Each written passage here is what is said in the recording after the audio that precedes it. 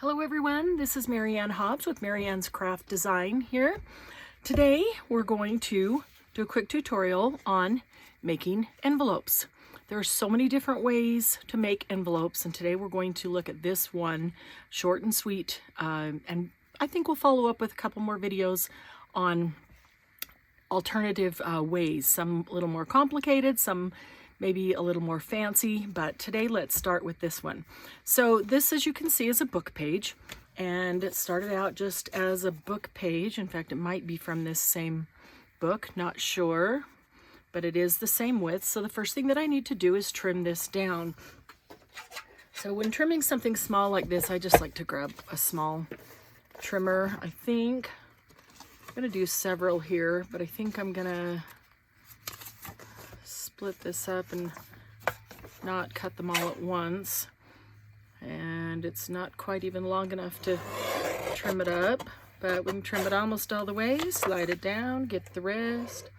And it doesn't really matter exactly where I trim it as long as it's straight, because for this purpose the pocket isn't being made to fit in any one place or space specifically, so I'm not concerned with whether it's an inch or quarter inch this way or that way, you know, in size. So sometimes when you're making a pocket to fit in a specific location in a journal or to hold something specific, you want to make sure that it is a specific size. So now this is probably the simplest, easiest pocket you can make. Bam, bam, just like that. That's it. That's all it is. So simple. So a couple different ways that you can do this. You can fold these. Well, let's do this. Let's do a couple of them. Okay, so first you can fold it to the center.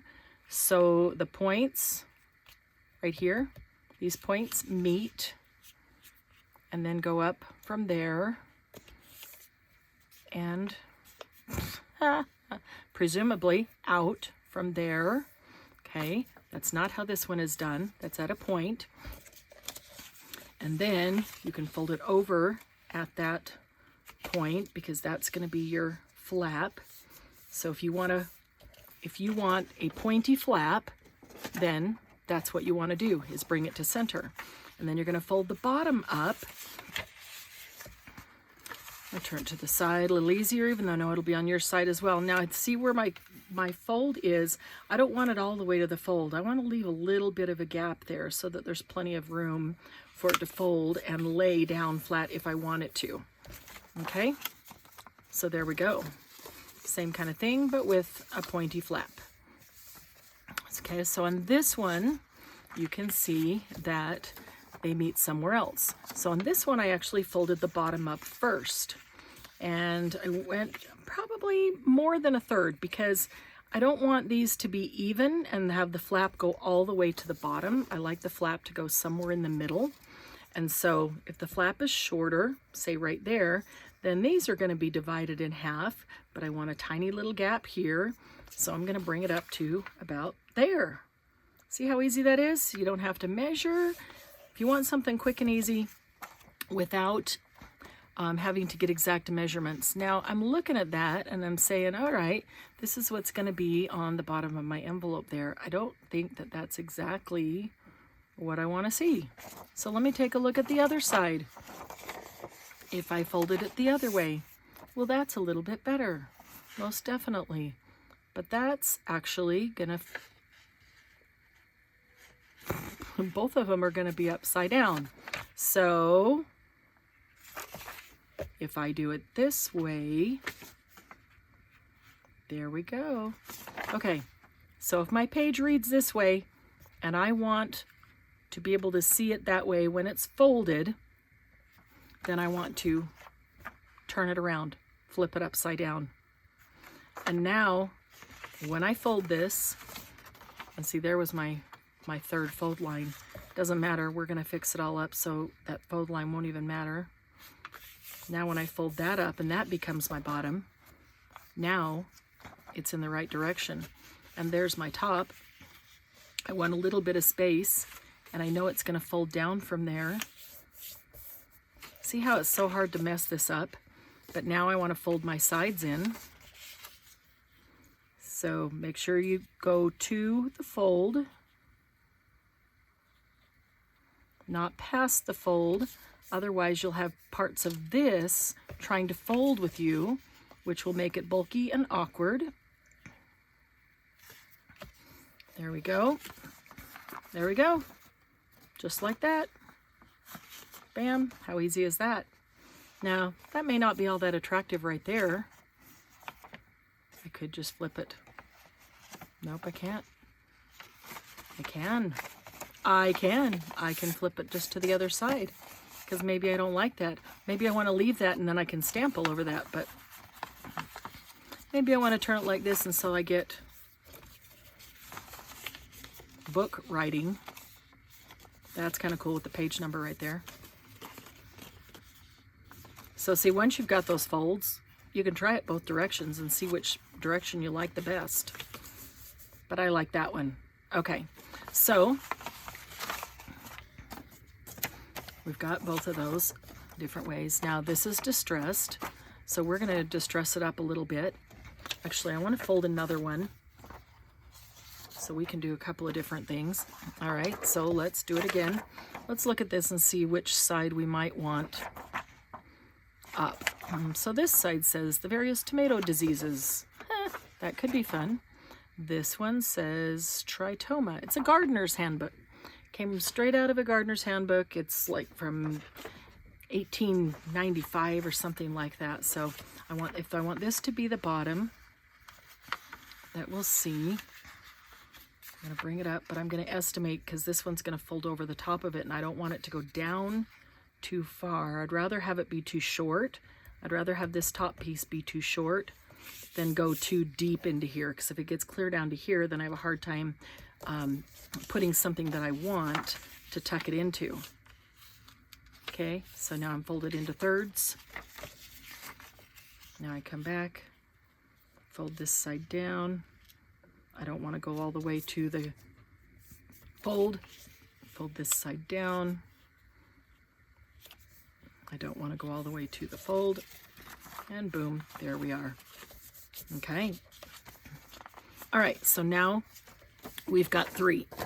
Let's look at distressing them. And the reason I wanted to do 3 was because I wanted to distress them a little bit differently to show you how it isn't always, you know, a lot of us distress with vintage photo. That's a common one that we use, especially in junk journals. Black soot is another common one, but you can actually do it with color and it turns out pretty cool. So I've done them all different kinds of colors.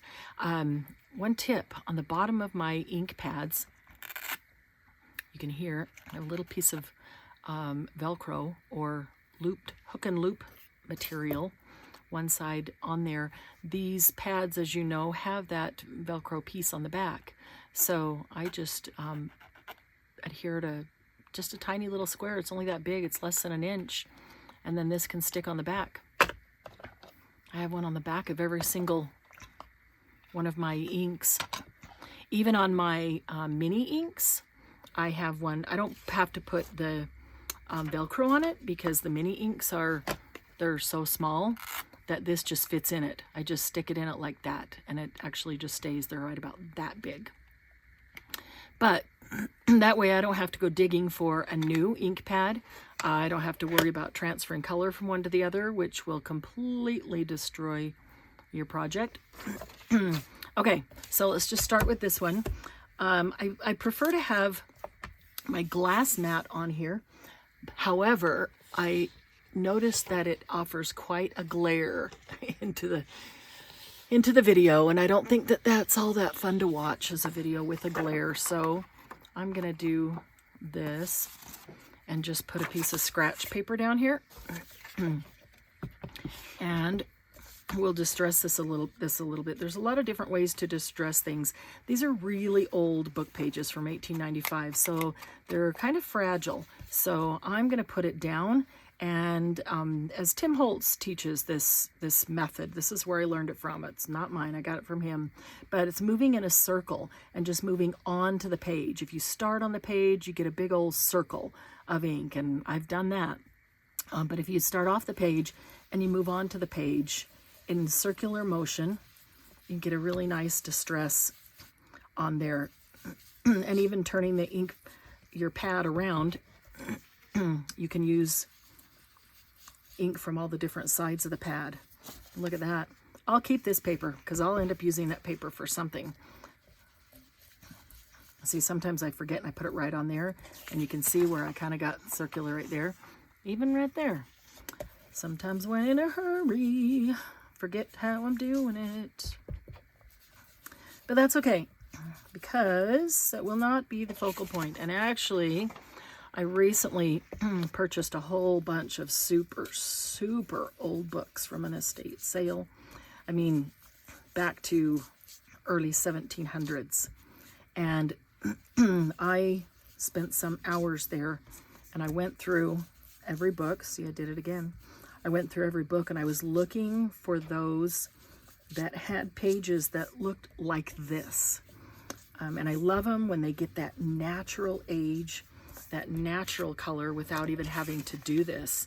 And man, I got some great books that have that natural aging. Of course, some of the pages are almost falling apart because they are so old, but they're so gorgeous, so cool looking. Okay, now a lot of the outside, yeah, that was the inside. The outside is what's really going to show. So I should have started with the outside and then just done what parts of the inside we wanted. But I want to make sure that I get the outside because that's actually what's going to show on the envelope. So let's go around and do that. And you may be thinking, well, you fold this up and it's not all going to show. And that's true. And you can fold it up and you can look at exactly what parts will show and what won't, and then open it up and do those parts. And then then you close it up, you look again, you open it up and do the next part. But for me, it takes much longer to do that than just to do this to the whole thing. So I'd just as soon do this. Besides, if I put it in a journal and somebody wants to take it apart and use this elsewhere, then the entire page is vintaged for them. So I'm never offended if somebody takes something apart from a journal and uses it again. That typically tells me that they love it and they want to put it somewhere else. Or, yeah, doesn't that look nice? That is so cool. I love that look. This paper feels like it's, a million years old, and then add a little bit of vintaging to it. And it really looks like that as well. Okay, then I'm going to fold it up how it's going to be. Then I'm going to look at the creases, because the creases certainly don't stay white. They get dirty and dusty, and if you look at an envelope where it's creased, that becomes the new edge of the paper. Even here. And so that, being the edge of the paper, starts to patina and get this gorgeous old look. If you've ever found some super old envelopes, see, you open it up and right out those creases. So, same thing. I could use a little more on this side. Down here. And I don't want it to be too even. I just kind of want to whip it on there because everything doesn't age exactly the same. And paper doesn't all age everywhere exactly the same. You can find some that has aging in one side and the other side's very close to the edge. Okay, so there, that's that one. That's that one right there. Okay, so let's set this aside for a minute. We'll take this off so we can use a different color. We're going to get a different here so we don't mix colors. Let's see, I've got two blues right here that I was using earlier. One is Tumbled Glass and one is Salty Ocean. Actually, maybe we'll use both of them. But let's start out with this Salty Ocean. And I haven't used this one that much. You can see that that's a pretty darn clean sponge there. I apologize. I feel like I've got a frog in my throat.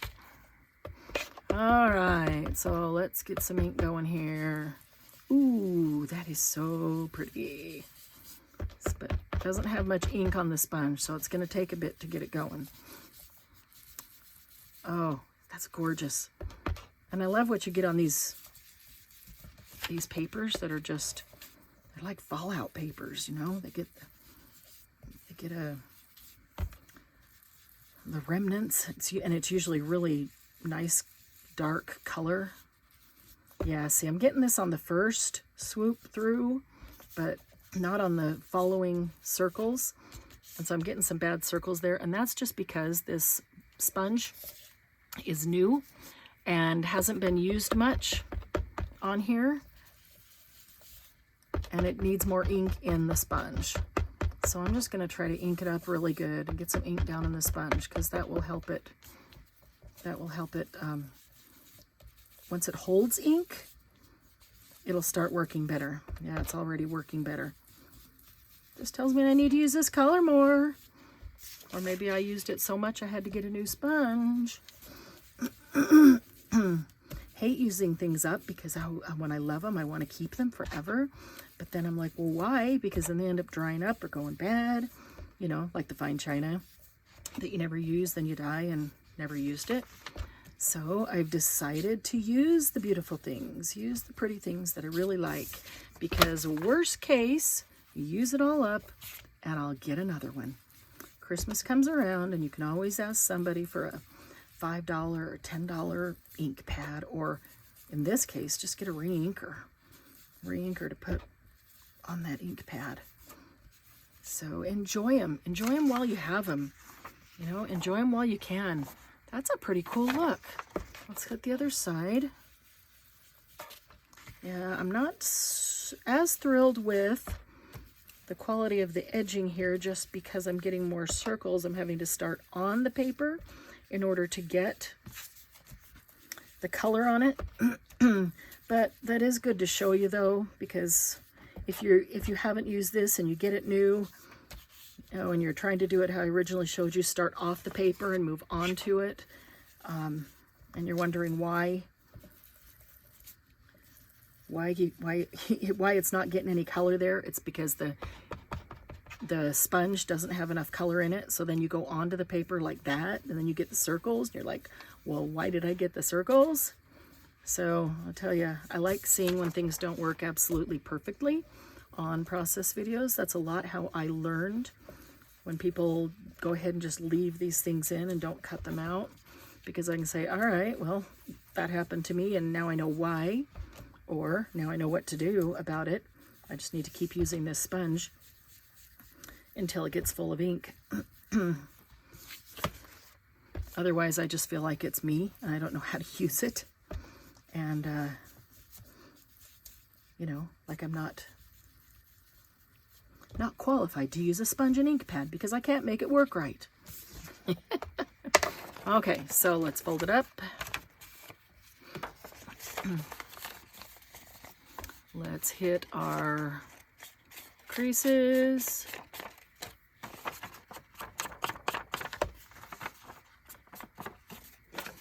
Some will have more than others. Almost like this was folded up and then it got dropped into some salty ocean blue chalk or something. It's kind of like what that looks like. It's Distress ink. It's not the Distress Oxide, although I love the Distress Oxide. Those are really awesome too. And you could use them in exactly the same way, honestly. There's no reason not to. I just have the inks right here in front of me because I've been using them on some other things. Okay. All right. And then if you think this looks a little white compared to the rest of it, whether it's with the blue or whether it's with the vintage, you can take this and just really super lightly kind of run it here and there over it. It just adds, you know, a tiny bit of color, which says, all right, if this fell into the chalk or rubbed up against something that had ink or paint on it, some of it got on here too. Makes a nice look. All right, so let's move that out of the way. All right, we're going to hold off on doing the third just in the interest of time. So we're going to take this one, and we're going to take this one. And then I'm going to do two different things. So on this one that I showed you at the beginning, have a little closure here. And you can put anything you want here. It can be something that's in relation to the rest of the journal, so it kind of ties it all in. And I left this one open. So the journal that I was going to put this one in, I'll probably thought I was going to attach it to the back, but I wasn't sure, so I went ahead and stamped there. Thought I would attach it to the back like that, and then when this closes up, when it's opened, it actually could be written on, or I could put additional ephemera or cards in there. But I typically don't leave them clear open like that. Typically what I'll do is close up the sides so that it becomes an actual envelope. And so let me show you just real quickly and easily how I would do that. I'm going to use Art Glitter Glue just because I love this super thin point here.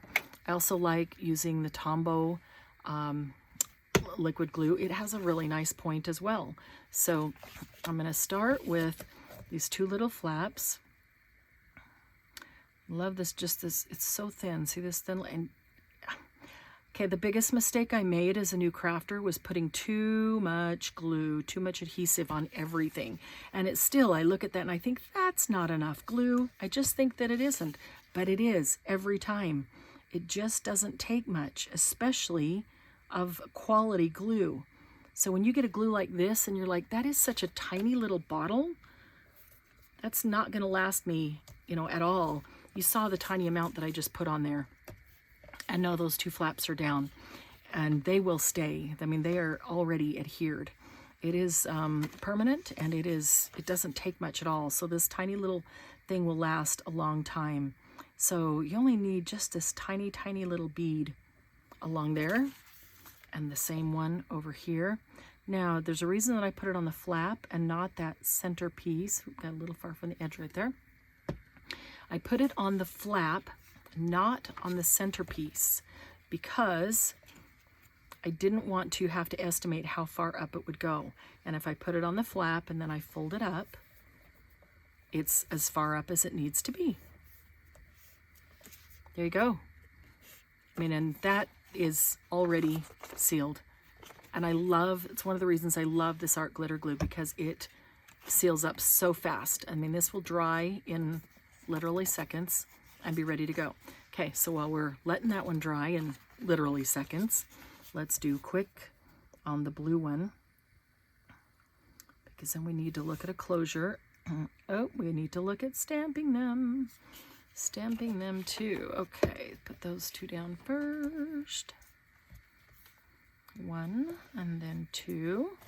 All right, run it down the side of the bottom flap. I really have to slow down when I'm doing glue because it's so easy for me just to squeeze it hard and go fast. And that might work on motorcycles, which I love to ride, but it doesn't work on glue. Not unless you want to waste a whole bunch. And I'm trying to be not wasteful. So, okay, so there's the envelope there. All right, so you can see on this one, excuse me, gotta get rid of that frog. Just a couple of stampings there, and if I stamp them there and I decide to glue it down, then no big deal. If I decide to leave it open and stick it into a journal, then it's stamped there and it's got something on it, so I don't have to worry about doing something again later. So now we want to do something on these two. Just a point in your Art Glitter Glue, always put the needle back in. Actually, it's a pin, not a needle. Make sure you use a stainless steel pin, because if it's not stainless steel, it will rust with the glue, and that's not a pretty sight. Okay, so let's see. Let me see what's close by here. There is a pincushion with some buttons, a sewing machine. It says handmade on it. Got some more stamps right here. I've got some keys. Okay, so there's the, excuse me, there's the botanicals that I used on that one. Well, some of those might work. Enjoy the journey, memories. Well, I don't know if I'm quite in that mood right now. Oh, there's some dandelions, like the dandelion. Oh, okay, here is some shabby stitches. Let's do this. All right, so often we'll take this over to the sewing machine and just stitch around here, whether it's on just the two sides or all three. But if you don't have a sewing machine, or you don't feel like going to the sewing machine, if I'm whipping one of these up quickly, I don't always, turn around and go to the sewing machine and make sure that I got a bobbin, check what color's in there, whatever it is. You can put shabby stitches on it and they look like real stitches. They really do. I recently completed a journal, trying to decide which one I want. I'm going to use this one. I recently completed a journal and I put 2 pockets in it. One pocket I had stitched on the sewing machine, and the other pocket I had done these shabby stitches stamps on it, around it. Shabby Stitches, by the way, this set came from Linda Israel's shop, lindaisrael.com, if you like that set and want to get that set. Anyway, in this journal, let's see, where's my ink pad? I had two pockets that I had one stamped on, as I said, and one I had sewn around, and I was showing, I showed that book to 3 people, and all 3 of them said, oh, I love how you sewed around this pocket, and the next one, oh, I love how you sewed around that pocket too. They all thought that both pockets were sewn on the machine. So, wasn't my intent to see, well, yes it was, that's why we do this, so it looks like we sewed on it, right? Okay, gotta bring, I don't want this on my, here, so let's see. Let's go line it up right there. That looks pretty good. Yeah, so I thought that was pretty cool, that they all thought that the stitching from these, and they had 2 different types of stitches on them too. But they all thought that the stitching that was on those pockets was sewn on the machine. Ooh, that pulled some of that ink right up. Wow, never had that happen before. Well, you know what they say, if it's going to happen, it's going to happen on camera or in front of other people. So it kind of looks like you sewed it and then the seams started to pull through. I think I know why it did that, because it's still kind of tender from the ink. I'm sorry, not the ink, from the glue. From the glue, which tells me I probably put too much glue. If you wait a couple minutes like that and it's still, moist, if the paper's still moist from the glue. Now, I will say that these old papers that are like from the 1700s, they do take a little longer to dry because the paper is so fragile, and it's so dry from being that old, and it soaks up that glue. And so on the other side like this, that paper has become very actually it was moist, and that's why that pulled up, because the paper started to pull apart because that paper is so fragile. Okay, so there we go. We got one good one there.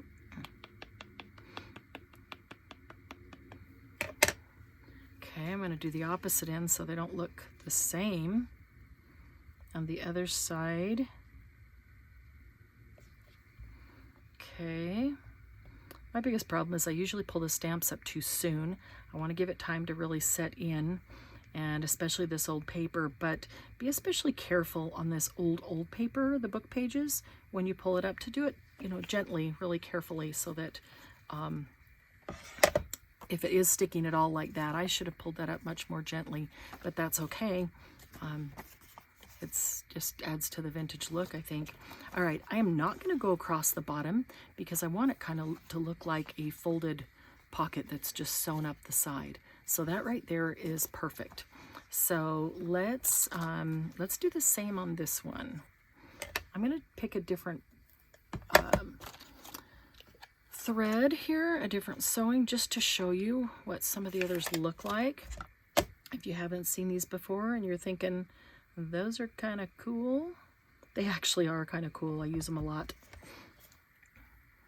I love the stitching. I love stitching around pockets and envelopes and things like that, and stitching on tags, but sometimes you just need the quick look and not time to actually do it. Well, I already did one, so I can't do, well, I guess I can. I can do the opposite. Whoever said they have to be stitched the same, right? This one we just did, they're not the same on both sides. It's the same stitch. They're just not exactly the same. Oh, see, that one really stuck too.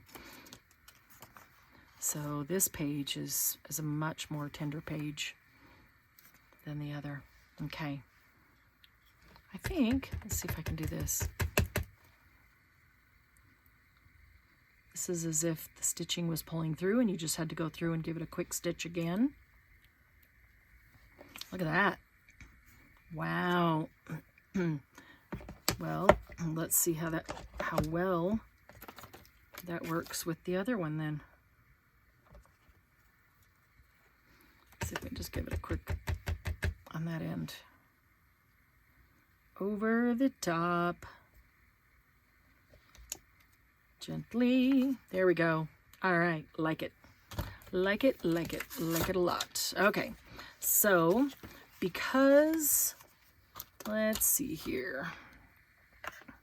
Because we put the stitches, then I like the idea of something with the sewing. It's kind of big. That would be kind of cute out here, wouldn't it?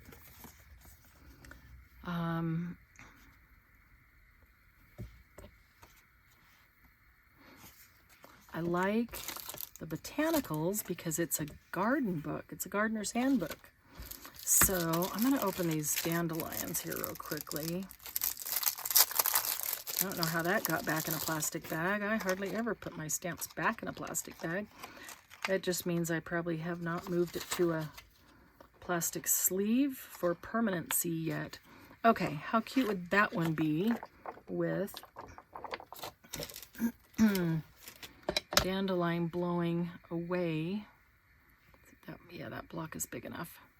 Now you can't see that until I get some ink on it, but it's as if somebody or the wind is blowing that dandelion and all the little dandelion seeds are coming off of it. It's not cute. Okay, so we're going to put that right here. Right there.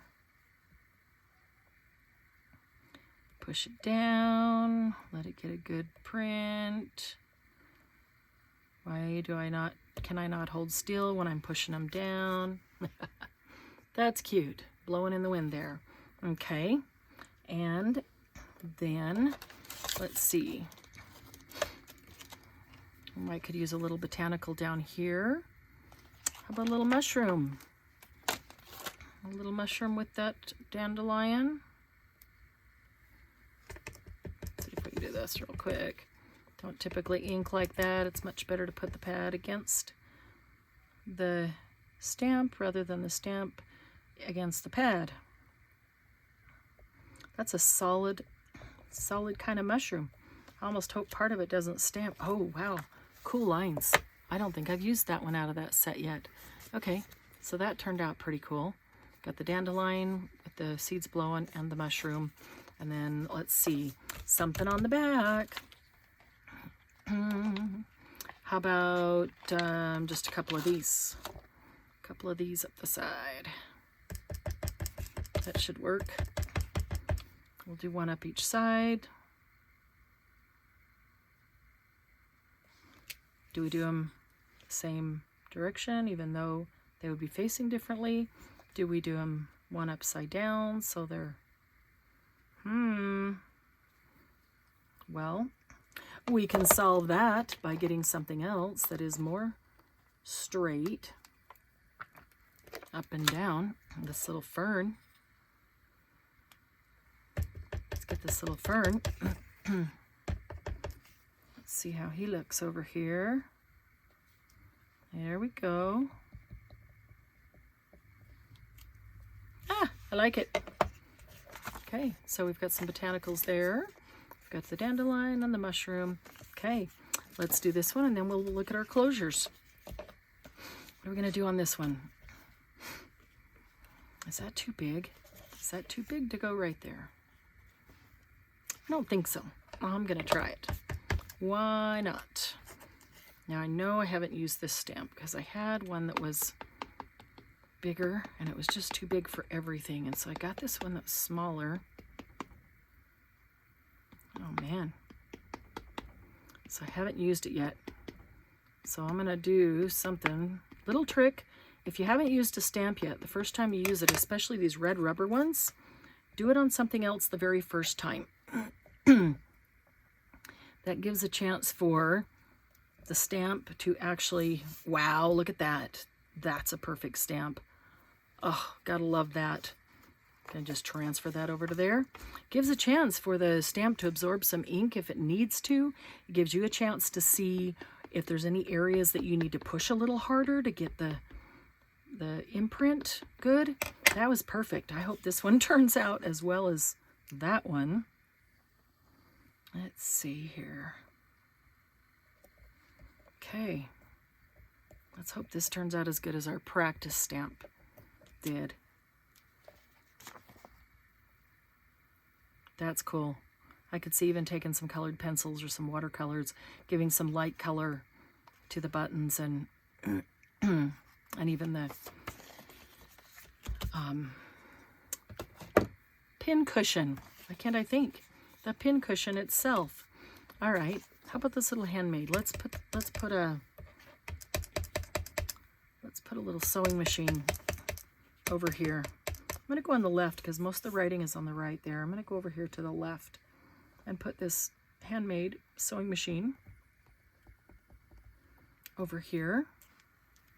Ah, that's cool. That worked just fine. Okay, now let's look at closures for both of these. Get our scrap paper out of the way. All right, so for closures, what do we got around here?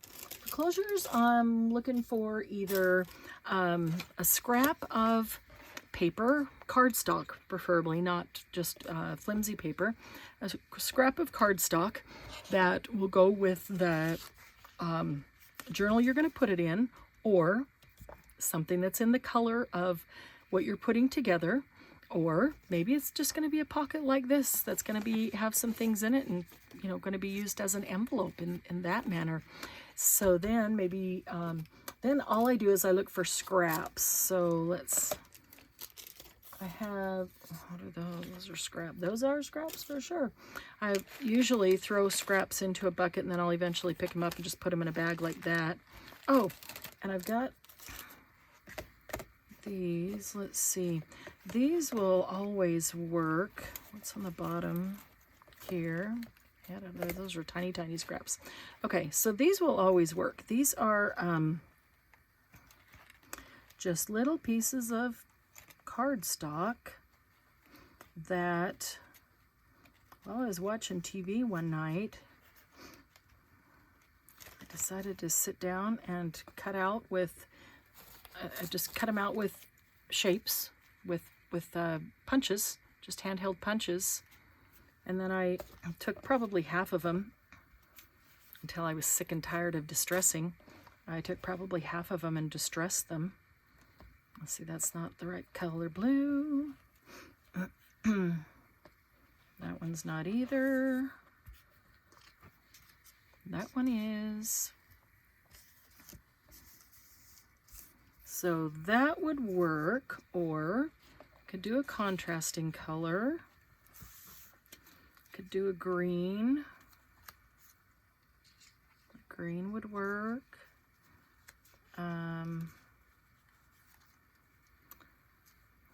peach.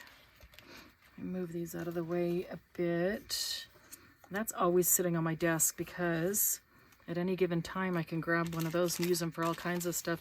This is just a little bag of scraps. I have no idea what's in here. Let's just see. That's a little glitzy for this. Ooh, that's a pretty piece of cardstock. That's pretty. Some little Disney thing. Just cut out circles. I don't think we want sparkles on this. So I don't think, that might work. It's got sparkles, but it's also the right color. It's also the right color, so that might really very well work. But I don't think we want any of those. So let's move those out of the way. Okay, so I like this. I like this a lot for either of them actually, but it's got just enough blue-green in it that it would pick up that. But I don't necessarily want that brown.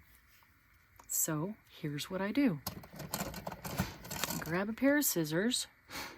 These, you know, I see these all the time at Goodwill. They might even sometimes have them at Dollar Tree. I know that they have them at all the craft stores.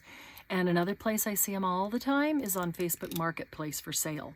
So if you don't have them, you might start watching those places and get them. They're not expensive if you get them that way. But I like this one because it's like the stamp edge. And I just keep it here with my regular scissors. I have a bunch of these that are in the cupboard, but I keep this with my regular scissors because I use it a lot. So I'm going to do this. I'm going to turn this into like a postage stamp. I'm going to cut that side. I'm going to cut that side. And then I need to see how long. And this can be a little longer because we've got this big flat wide part here. I could even go that long. I can always cut it down, so I'd rather go a little long. Then, well, it helps when you cut straight. And you do have to make sure you cut straight, because if you want to correct it just a tiny bit, you really can't. Because if you correct just a tiny bit, then you take off the edge of your stamp edge, but you didn't go in deep enough to make another edge. Then you're left going in even deeper. What do you think? How cool does that look? All right, let's grab this and see if we can give it just a little bit of the salty ocean blue to match that. But it's got just a little bit of the brown, like the patina of paper, and see the backing was brown. That was just a remnant piece cut off from something else. That's kind of cool, isn't it? Okay, so now I want to look at where this is. I want it to be able to go in approximately halfway to hold it. And so at the top of this line is where my base is going to be, and it's going to be centered there. And so now, and this is one where you want to make sure, I think I want that part on the bottom. Make sure that you don't use too much glue.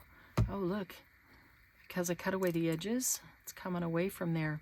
I do want it to be doubled so it's stronger. So I'm going to just do this and see if I can get this side up as well. So in case it's going to come up later, just come up now. Let's get it all glued down at the same time. Yeah. Oh, there we go. Oh man, see, start getting ink off my fingers onto it. That's why vintage is great, because it gets stepped on, kicked around, run over, all kinds of stuff. Oof, a little more blue than I wanted right there.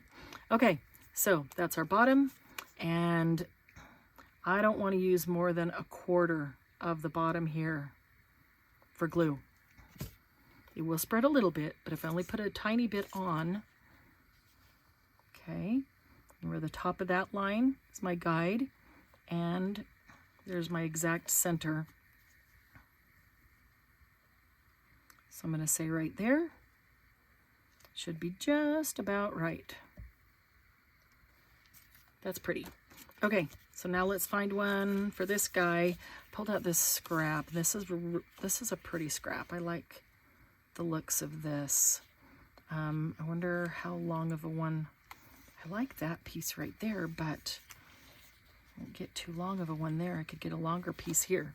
So let's see if we can do the same thing. Maybe we'll make it more. We have plenty of room. We can make it more squared, get a little bit of that down in there.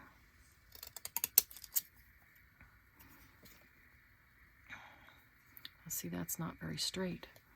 Now you see exactly, the bottom is straight, the top is not. So if I were to straighten it up, I'm just going to lose my stamp edges, but I'm not going to be in deep enough to make a new stamp edge, and it's just going to be kind of a rough, ugly edge. Trust me, I've done it enough times.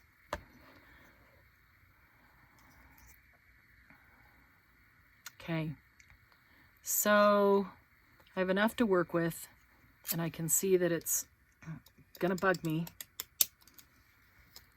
So I'm gonna straighten that out, and then I'm actually gonna straighten that out, and that's almost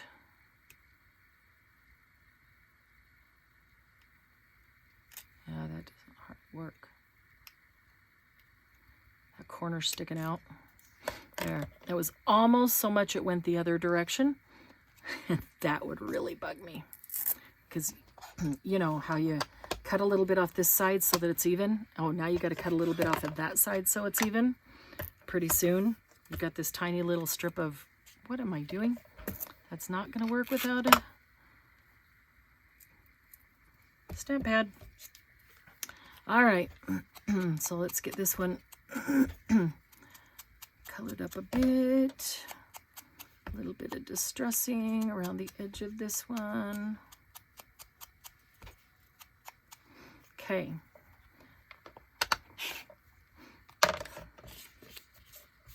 Same thing. I want to look at where that is. If I want it to go down almost to half, then I want to put it right there. So I see this line right here is right below the bottom of my stamp, and that would be perfect. Okay. So I don't want glue on more than the bottom quarter, because the worst thing is when you get glue that squishes all the way up when you put it down. Okay, which line was it? Whose job was it to... I was looking at it this way, so I can't... Oh, there it is. I could only see it that way. Okay. Okay, that works. All right, now I'm leaving these out for a reason, because if you stick them in there and glue squishes up and touches that, you're going to glue it in.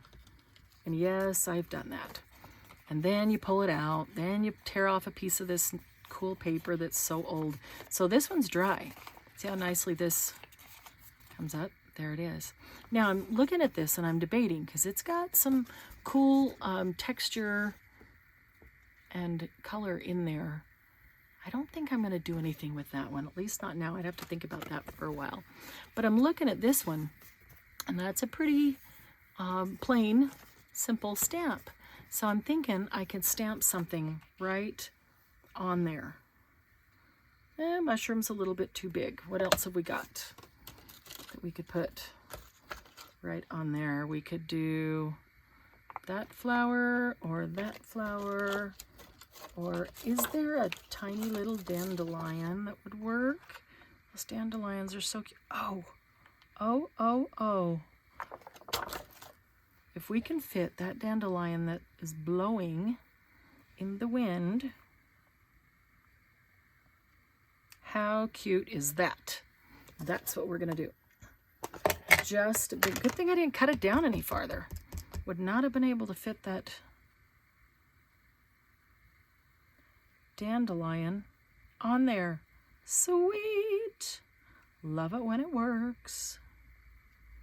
Okay, so there's that dandelion blowing in the wind. Letting it push down on all sides and time to get in there. There we go. How's that? All right. So now you have your envelope. You could still address this to someone or put a card label on it. You could put a stamp or a postage cancellation, up there. Now this doesn't pop open. You can actually use this as an envelope pocket. So this would be one of those things that I would fill up with some cool ephemera and put in a junk journal and then tuck that into a tuck spot. And so it's like some little hidden gems, hidden secrets for someone. Okay, and here's the other one. I really like that dandelion stamp. Mushroom turned out really nicely too. And that blue. Let me know what you think of the blue. Are you a die-hard only the vintage brown or black? Or do you like to add color when you're distressing edges of things? What do you think? Maybe you don't like the color. I think in the right project. But I would be curious. I didn't make the color, so I'm never offended if somebody doesn't like it. But I am curious to know if most people like the color, or if most people say, no, I think I just need to stick with the traditional vintage look when I'm distressing. But there's a super simple way to make envelopes or envelope pockets for journals. So I will be back another time and show you a couple of additional ways to make envelopes, different types of envelopes that you can use. Have a great day and enjoy crafting.